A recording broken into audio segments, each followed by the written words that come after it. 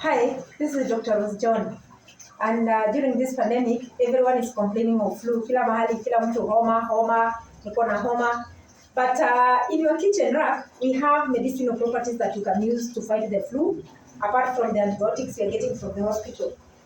Ukiangalia hapa utaona niko na kitunguu, red onion, niko na ginger hapa, grate ginger, na pia niko na medicinal cayenne pepper, ukitaka utapata pale kwetu. This is medicinal cayenne pepper. Na pia ina mananasi. These are what we call home remedies. They help to fight flu. So we will boil water. The water is boiled already. As you can see, it is boiled. So I will measure like this is hot water. And because it had already boiled, it could be chamka. Naweka tu sababu imechemka. Alafu nachukua kitunguu, tunasema kitunguu maji ama tunasema nini? Tunachukua kitunguu ambayo nimekatakata zingine na nyingine nimegrate. Kiangalia vizuri tena nimekatakata nimegrate. Tutaweka hapo ndani ya maji ambayo ni kiasi cha kikombe kimoja. Hiyo ginger, mwingine atauliza ginger ni kiasi gani? Ginger ile tunanunua moja shilingi 20. Na kuna kitunguu ni moja ambayo ni medium size ya viazi.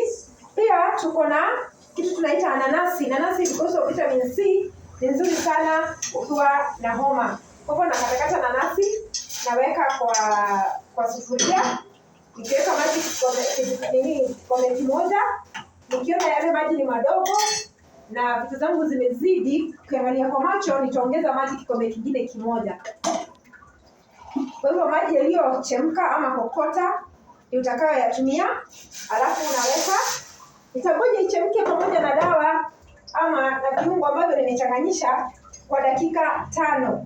Kwa hivyo nitachukua pilipili ambayo ni cayenne pepper medicinal because of vitamin A and vitamin C ambayo itasaidia kufight flu ama kupigana na homa. Kwa hivyo hii ni natural na iko kwako nyumbani.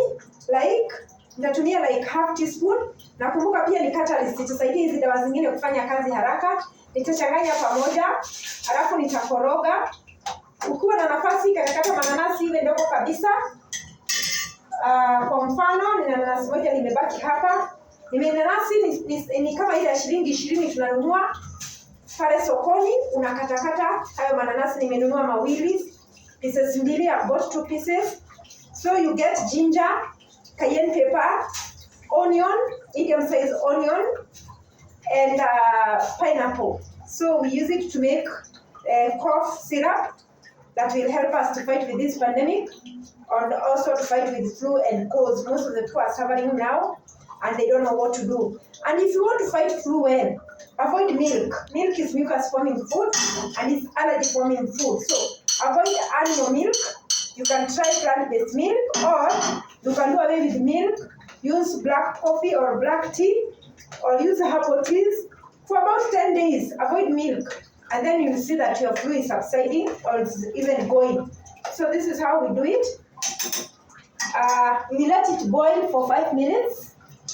I think I'll get my cover with me. We let it boil for 5 minutes as you cover. Then after boiling, I will sieve. If you want to put honey to sweeten, it's okay. Or you can just drink it like that.